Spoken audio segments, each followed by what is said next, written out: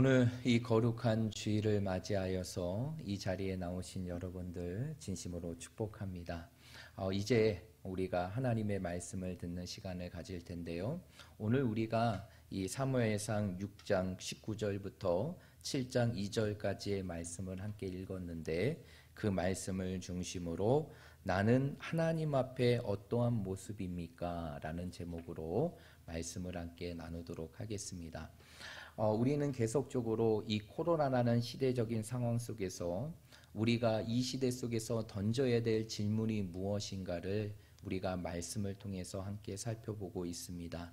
그래서 우리가 계속적으로 이제 구약의 말씀을 통해서 이 시대를 살아가는 우리들이 이 시대 속에서 어떠한 질문을 던지고 그것을 통해서 우리가 이 시대 속에서 어떠한 모습으로 준비해야 되는지를 우리가 함께 살펴보고 있는데, 특별히 이제 지난 시간 우리가 이 코로나 시대를 바라보면서 던져야 될 그 질문을 나누는 두 번째 시간이었던 지난 시간에 어떠한 제목으로 우리가 함께 나누었는지 기억이 나십니까?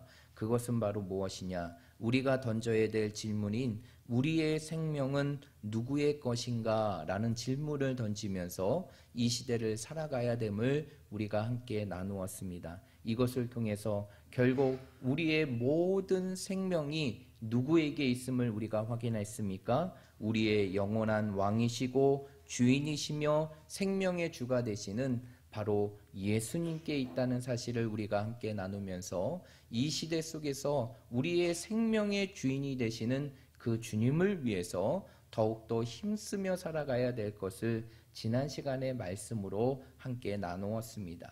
그리고 이제 오늘 그 세 번째 말씀을 함께 나눌 텐데요. 말씀을 구체적으로 나누기 전에 여러분들에게 짧은 스토리를 전해드리면서 말씀을 시작하려고 합니다. 이 스토리는요, 한 교회에서 이제 세례가 진행되기 전에 그 문답의 시간 속에서 한 자매가 고백하는 아름다운 고백의 이야기를 전해드리고자 하는데요. 이제 한 자매가 이제 교회를 등록하고 신앙생활을 하면서 이제 어느덧 세례를 받을 때가 되었습니다. 그런 가운데에서 이제 자신들의 앞에 장로님들을 두고 이제 장로님들의 질문을 통해서 문답을 받는 시간들을 갖게 되는데요. 한 장로님이 이 자매에게 이렇게 질문합니다. 자매님은 예수님을 믿기 전에 자신이 죄인이었다는 것을 인정하십니까? 그러자 이 자매는 조금도 주저하지 않고 네라고 대답하며 물론입니다 라고 고백했어요. 그러자 그 장로님이 다시 한번 묻게 됩니다. 뭐라고 묻느냐면, 그러면 지금은 예수를 믿은 후에는 자신이 어떻다고 느끼십니까? 그러자 이 자매는 이렇게 고백합니다. 네, 지금은 전보다도 더 큰 죄인이라고 느끼고 있습니다. 그러자 이러한 놀라운 고백을 하는 자매의 모습을 바라보면서 흐뭇해하시는 그 장로님께서 마지막으로 그 자매를 향하여 마지막 질문을 던집니다. 그리고 이렇게 물으셔요. 그러면 자매님은 예수를 믿기 전과 예수를 믿은 후에 달라진 것이 무엇입니까? 라고 물었습니다. 그러자 이 자매는 이렇게 고백했다고 합니다. 전에는 제가 죄를 향해 달려가는 죄인이었다면 지금은 죄로부터 구별되고 도망치는 하나님의 자녀가 되었습니다 라고 고백하였다고 합니다. 여러분, 우리가 예수를 믿고 예수님을 섬기는 삶을 살아가면서 과거에 예수를 믿지 않았던 우리의 삶 속에 가장 큰 변화는 무엇일까요? 아마도 그것은 바로 우리가 과거에는 죄인된 모습으로 끊임없이 죄를 갈망하고 죄를 향해 달려가는 죄인이었다면, 이제는 우리가 그 죄를 달려가는 삶의 부분들을 청산하고 이제는 그 죄의 자리에서 구별하여서 하나님이 기뻐하시는 하나님의 자녀로 살아가는 것, 그것이 바로 우리의 인생의 삶 속에 가장 큰 변화일 것입니다. 이것은 우리의 삶 속에서 중요한 메시지를 던져주고 있어요. 그 메시지는 바로 무엇이냐?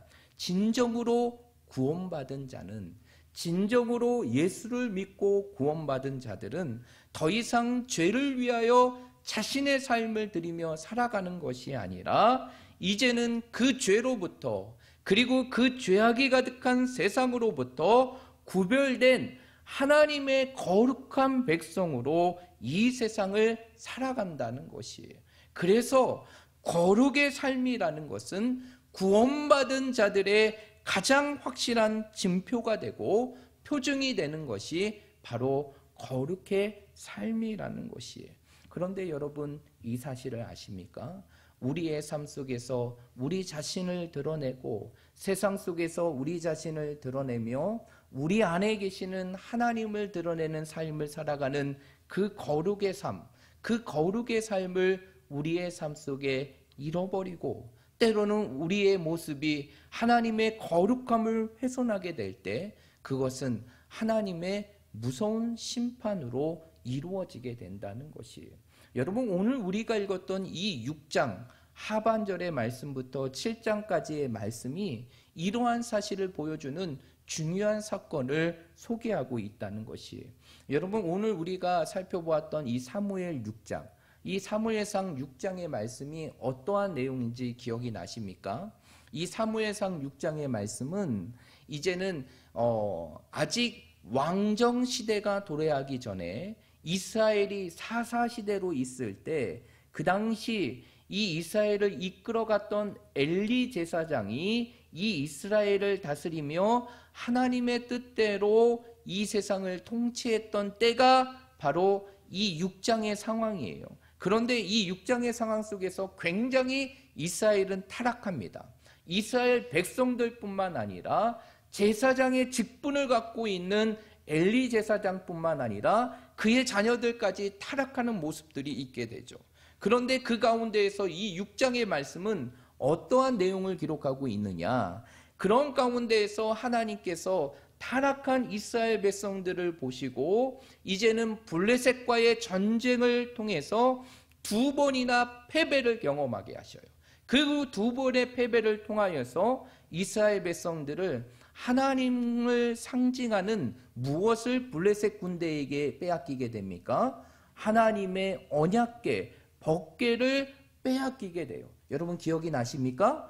법궤를 빼앗기게 됩니다. 그리고 그 법궤는 이 블레셋 땅에 몇 개월 동안 머물게 되느냐? 무려 7개월의 시간들을 보내게 되고 하나님의 놀라운 섭리 속에서 그 법궤가 다시 이스라엘의 벳세메스 땅으로 돌아오게 되는 과정을 설명하고 있는 것이 6장의 말씀이에요.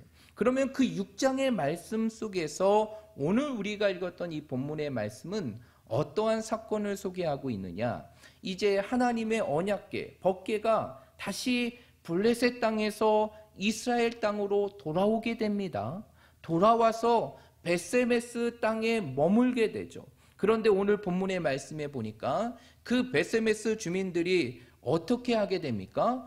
그 법궤를 열어서 쳐다봄을 통하여서 엄청난 하나님의 심판으로 참사가 이루어지는 사건이 오늘 우리가 읽었던 이 본문의 말씀이에요. 그래서 오늘 본문의 말씀을 보게 되면 결국 이러한 벳세메스 사람들의 행동을 통해서 몇만의 사람들이 죽게 됩니까?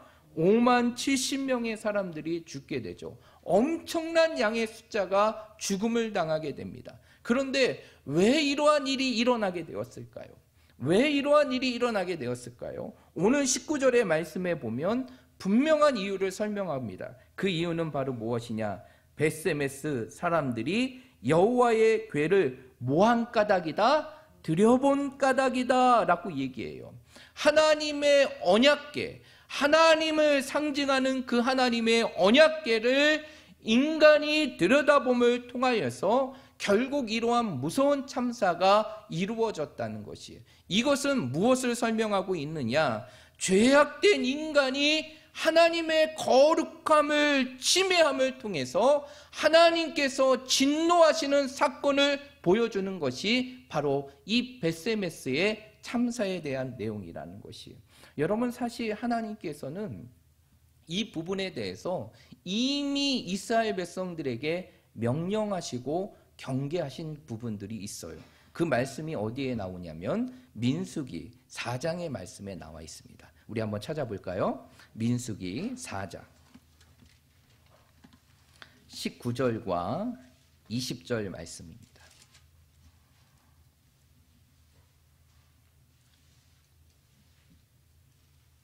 19절과 20절 말씀이에요. 우리 다 찾으셨으면 한 목소리로 읽어보겠습니다. 민수기 4장 19절과 20절입니다. 시작. 그들이 지성물에 접근할 때에 그들의 생명을 보존하고 죽지 않게 하기 위하여 이같이 하라. 아론과 그의 아들들이 들어가서 각 사람에게 그가 할 일과 그가 맬 것을 주의하게 할지니라. 그들은 잠시라도 들어가서 성소를 보지 말라. 그들이 죽으리라. 아멘. 여러분, 이 말씀이 어떠한 내용이냐면 이 민수기 4장의 말씀은요, 이제 이스라엘 백성들이 시내산에 머물면서 하나님이 약속하신 가나안 땅으로 가기 위해서 이제 준비를 하는 과정입니다.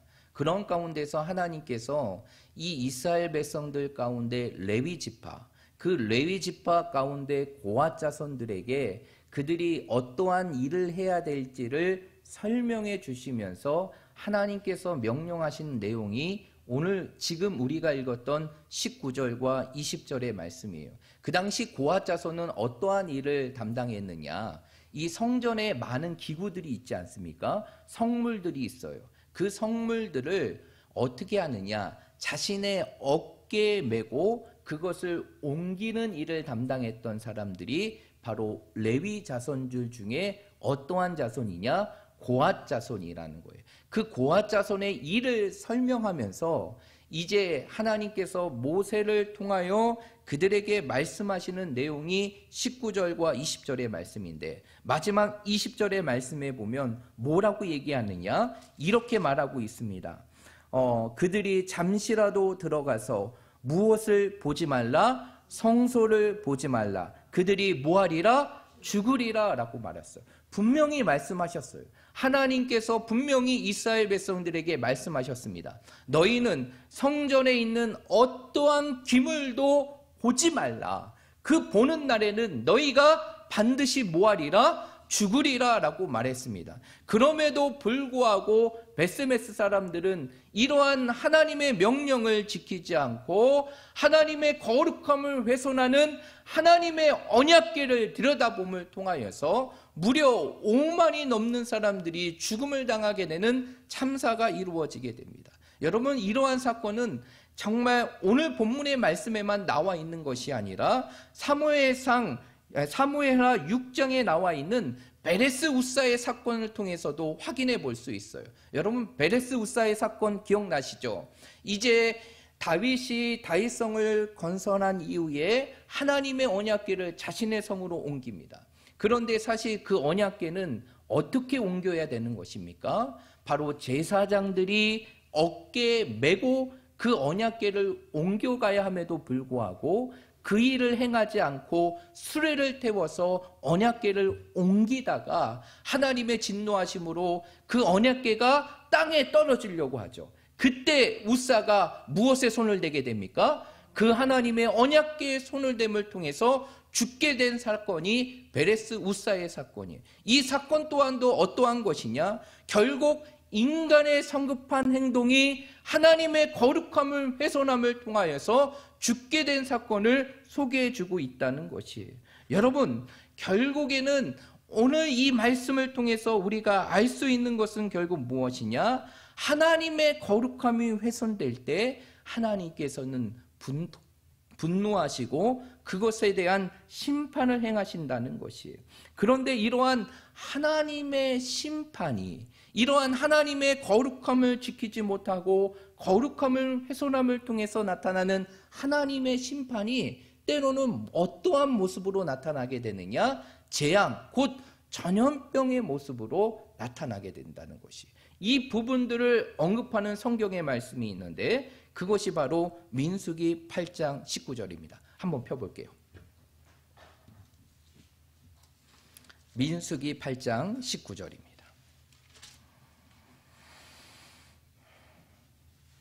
민수기 8장 19절입니다.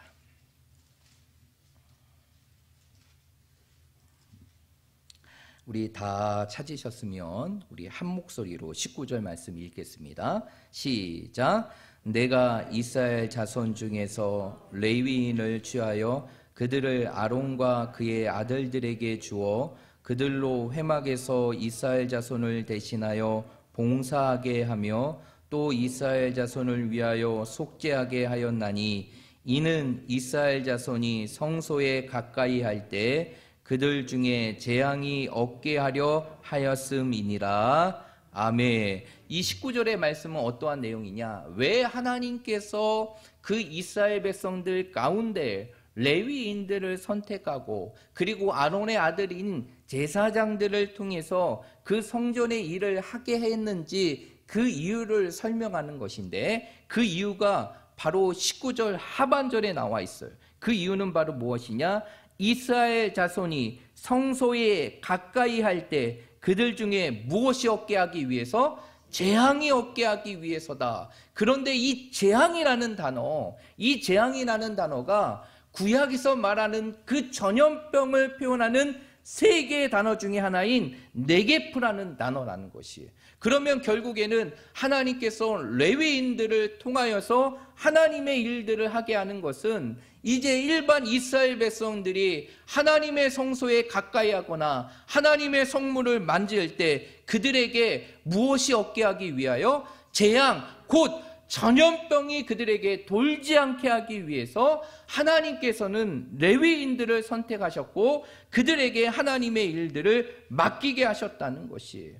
여러분, 이 이야기는 우리에게 무엇을 제시해 주는 것일까요? 지금 우리가 경험하고 있는 이 코로나 바이러스의 사태가 결코 우연히 이루어지지 않은 것임을 우리에게 가르쳐 주는 것이고, 결국 이 모든 것들이 결국 어떠한 결과라는 것을 우리로 유추하게 하느냐? 바로 하나님의 거룩함을 지키고 그 하나님의 거룩함을 보존해야 될 우리들이 하나님의 거룩함의 모습을 훼손하게 했기에 결국 하나님께서 이 땅에 허락하신 것이 바로 코로나 바이러스라는 것을 우리가 이 구약의 말씀을 통해서 유추할 수 있다는 것이에요. 이러한 하나님의 거룩함이 훼손된 모습은 어디에도 나오는 것이냐? 우리가 읽었던 사무엘상 6장 전의 말씀인 5장의 말씀에도 나와 있습니다. 제가 앞에서 설명드렸지만 이스라엘이 블레셋과의 전쟁에서 2번을 패합니다. 그리고 하나님의 언약궤를 빼앗기게 되죠. 그리고 블레셋 땅에 몇 개월이 있었다고 합니까? 7개월이 있었어요. 그런데 그 7개월에 있는 시간 속에서 놀라운 결과가 나타나요. 그들이 이스라엘과의 전쟁 속에서 승리하고 하나님의 언약궤까지 탈취해가지고 그 언약궤를 어디에 두게 되느냐? 자신들이 섬기는 다곤의 신상에 하나님의 언약궤를 두게 됩니다. 근데 놀라운 일이 이루어지게 되죠. 그 일은 바로 무엇이냐? 하나님의 언약궤를 그곳에 두니까 다곤의 신상이 다 파괴되고 훼손될 뿐만 아니라 그 블레셋 땅에 어떠한 것이 일어나게 되느냐? 독한 종기, 곧 전염병이 일어나게 되는 것이에요. 왜 이런 것이 블레셋 땅에 이루어졌을까요? 하나님이 누구보다도 거룩한데 그 거룩한 하나님을 우상의 신전에 놓았던 그 블레셋 사람들의 잘못이 그러한 하나님의 심판, 전염병이라는 독한 종기의 모습으로 나타나게 되었다는 것이에요.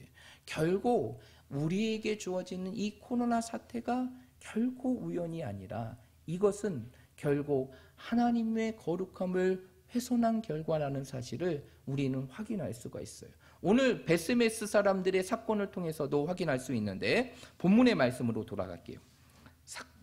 사무엘상 6장의 말씀으로 돌아갑니다.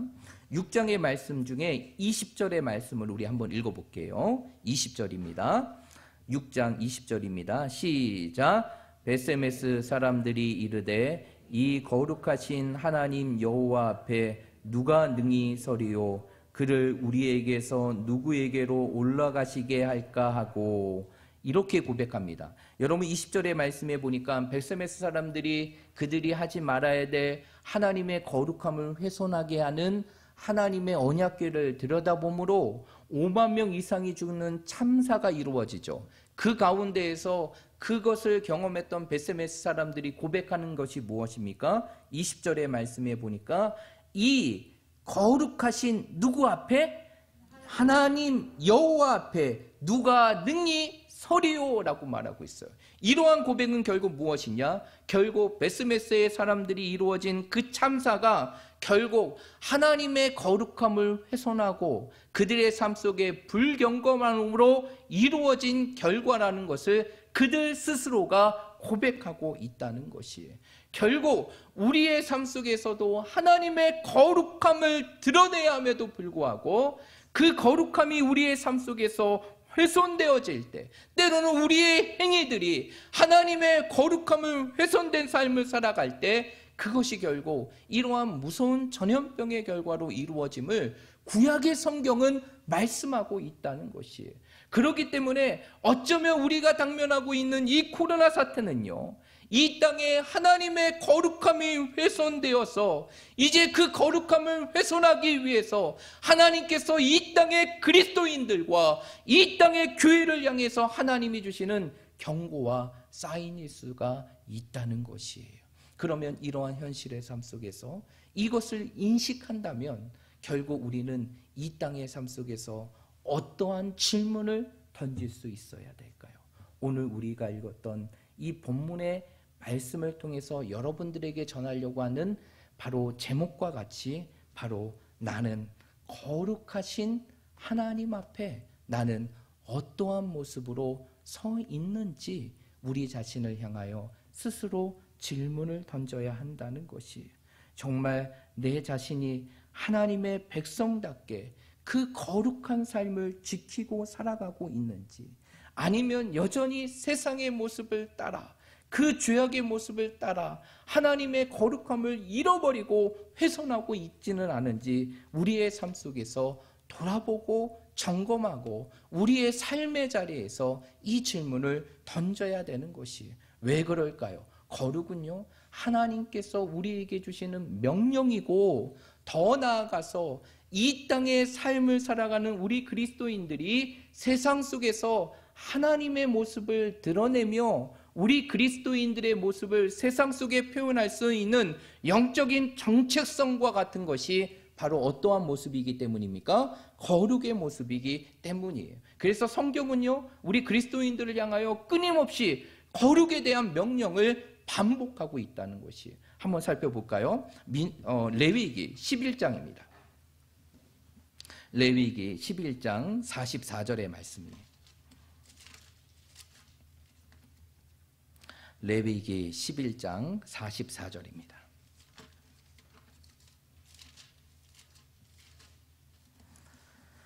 (11장 44절의) 말씀 우리 한 목소리로 읽겠습니다. 레위기 11장 44절입니다. 시작. 나는 여호와 너희의 하나님이라 내가 거룩하니 너희도 몸을 구별하여 거룩하게 하고 땅에 기는 길 짐승으로 말미암아 스스로 더럽히지 말라. 아멘. 오늘 이 말씀을 보면 하나님께서 이스라엘 백성 오늘 이 시대를 살아가는 우리들에게 뭐라고 명령하고 있습니까? 나는 여호와 너희의 하나님 거룩한 하나님이니 너희도 몸을 구별하여 뭐하게 하고 거룩하게 하고 너희 스스로를 뭐하게 하지 말라? 더럽히지 말라라고 말씀하고 있어요. 결국 우리에게 무엇을 명령하시는 것입니까? 거룩함을 명령하시는 것이에요. 그런데 이 말씀은 구약의 뿐만 아니라 신약의 말씀 속에서도 분명하게 제시해주고 있다는 거예요. 베드로전서 1장 15절의 말씀입니다. 베드로전서 1장 15절. 베드로전서 1장 15절의 말씀입니다.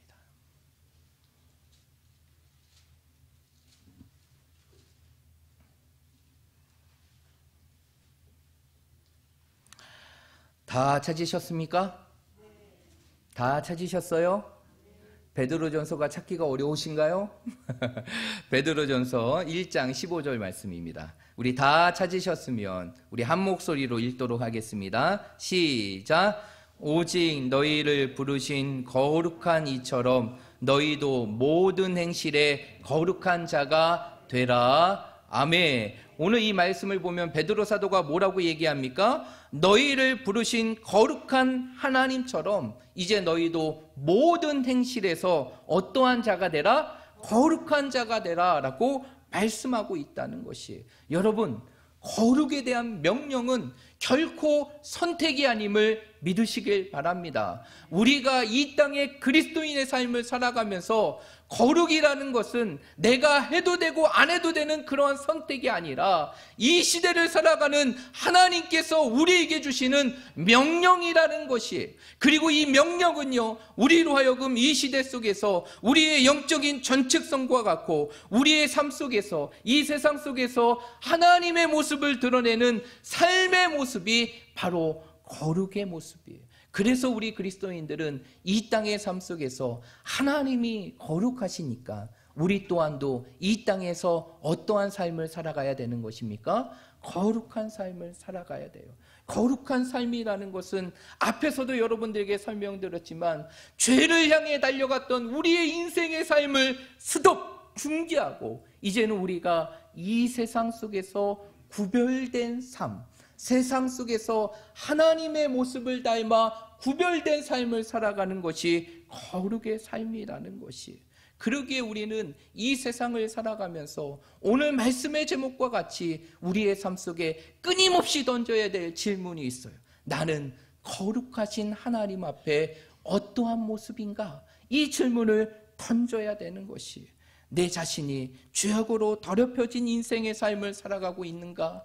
여전히 세상의 것들을 내 것으로 취하고 내 하나님의 거룩한 성전과 같은 내 몸을 더럽히고 있는가? 아니면 이제는 우리의 삶 속에서 이제 이러한 모든 삶을 내려놓고 하나님의 자녀답게 이 땅의 삶을 거룩하게 살아가고 있는지를 우리의 삶 속에 질문하고 성찰해야 되는 것입니다. 여러분, 지금 여러분들은 어떠한 삶을 살아가고 계십니까? 내 삶이 완전히 거룩하지 못할지라도 우리의 삶은 날마다 그 거룩을 꿈꾸며 나아가야 되는 것이고, 더 이상 세상의 죄악을 향하여 움직이는 인생의 삶이 아니라 이 세상 속에서 하나님의 모습을 닮아 거룩하게 구별된 삶을 살아가야 한다는 것이에요. 그러므로 우리 사랑하는 모든 성도들이 오늘 이 말씀을 기억하며 이 시대, 어쩌면 이 영적인 시대와 같은 이 코로나의 시대 속에서 다시 한번 하나님 앞에 나는 어떠한 모습인가, 이 부분들을 스스로에게 던짐을 통하여서 우리의 삶 속에서 우리가 지키고 회복해야 될 그 거룩한 모습을 다시 회복할 수 있는 우리 모든 믿음의 성도들이 되시기를 주님의 이름으로 축복드립니다. 그렇다면 우리의 삶 속에서 이러한 거룩함을 회복하고 거룩의 삶을 향하여 달려가기 위해서는 우리의 삶 속에 어떠한 모습이 있어야 될까요? 많은 구절이, 많은 성경의 말씀들이 그 거룩의 삶을 말씀하고 있지만 저는 오늘 여러분들에게 하나의 이야기를 통해서 그 부분들을 제시하고 말씀을 마치려고 합니다. 이 땅에서 경건주의자로서 한 시대를 살아가며 하나님이 주시는 그 놀라운 부흥의 역사를 일으키고, 그리고 지금의 감리교회 창시자로 있던 존 웨슬리라는 인물이 있어요. 그 웨슬리는 늘 자신의 삶 속에서 어떠한 것이 목표였느냐? 하나님 앞에 거룩한 삶을 살아가는 것이 목표였어요. 그렇기 때문에 늘 자신의 삶을 되돌아봤는데, 그러면서 그러한 거룩한 삶을 위해서 그가 늘 자신의 삶을 돌아보기 위해서 던졌던 7가지의 질문이 있었다고 합니다. 그 7가지의 질문이 무엇인가 한번 들어보십시오. 첫 번째로는 나는 항상 기도하는가? 이것이 첫 번째 질문이었고, 두 번째로는 나는 매 순간 하나님 앞에 서 있는가? 이것이 두 번째 질문이었어요. 세 번째로는 나는 모든 순간 속에 하나님께 감사하고 있는가? 이게 세 번째 질문이었고, 네 번째 질문은 죄악의 욕심에 빠져 있지 않는가? 이것이 바로 네 번째 질문이었어요. 그리고 다섯 번째 질문은 내가 세상과 사람을 두려워하지는 않는가? 이것이 질문이었고, 여섯 번째 질문은 늘 내 가슴 속에 하나님의 말씀으로 사랑을 느끼고 있는가가 여섯 번째 질문이었고, 마지막 질문이 바로 무엇이냐? 내 모든 일이 하나님을 기쁘시게 하는 삶을 살아가고 있는가? 이것이 마지막 질문이에요. 늘 이 웨슬리는 이 7가지의 질문을 통해서 자신의 삶을 점검하고, 그리고 하나님 앞에 자신을 거룩한 삶으로 세우기 위해서 끊임없이 노력했다는 것이, 여러분 오늘 이러한 웨슬리가 던졌던 이 7가지의 질문은 어쩌면 이 시대를 살아가는 우리들이 어떻게 하면 하나님 앞에 거룩한 삶을 살아갈 수 있는지를 우리에게 가르쳐줘요. 그것은 바로 무엇이냐? 첫 번째로 우리의 삶 속에 항상 뭘 해야 되는 것입니까? 기도해야 되는 것이에요. 디모데전서 4장 5절의 말씀을 보십시오. 우리가 깨끗하게 할 수 있는 유일한 길은 말씀과 기도뿐이다 라고 말하고 있어요.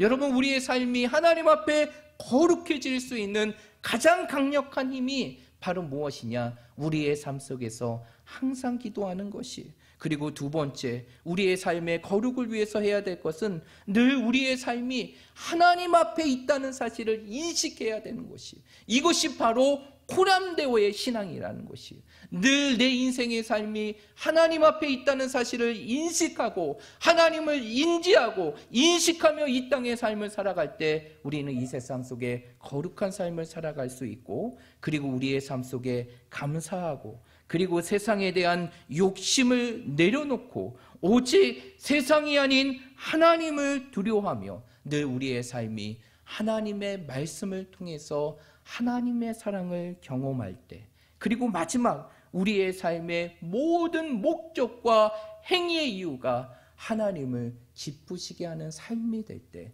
우리는 이 세상 속에서 구별된 거룩한 삶을 살아갈 수 있는 것입니다. 하나님은 지금 이 순간에도 우리를 향하여 그 거룩에 대한 열정을 우리에게 말씀하시고 요구하고 계시는 것이, 우리 사랑하는 학성교회 모든 성도들이, 이 자리에 있는 우리 모든 믿음의 성도들이 다시 한번 이 시대 속에서 오늘 우리에게 주시는 이 말씀을 통해서 우리가 던져야 될 질문, 나는 하나님 앞에 어떠한 모습인가를 늘 우리의 삶 속에 던지고, 이 존 웨슬리가 던졌던 7가지의 질문을 우리의 삶 속에 끊임없이 되돌아봄을 통하여서 정말 이 시대 속에서 하나님이 기뻐하시는 그 거룩의 삶을 살아갈 수 있는 우리 모든 믿음의 성도들이 되시기를 주님의 이름으로 축복합니다.